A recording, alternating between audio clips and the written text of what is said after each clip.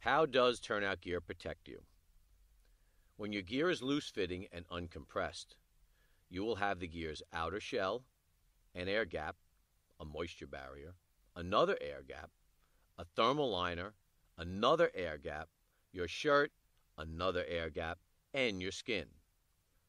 When the heat comes in, it is conducted through the outer shell. It hits that air gap and loses energy during convective heat transfer. Then energy is conducted through the moisture barrier and thermal liner with some energy loss until it reaches your skin.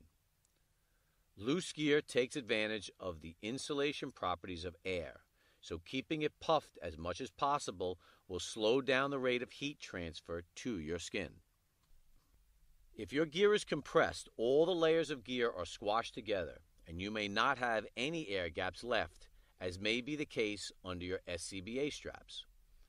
If you're crawling or if your gear tightens up on your arm, then the heat goes through the outer shell, the moisture barrier, the thermal liner, and the shirt to your skin with minor loss.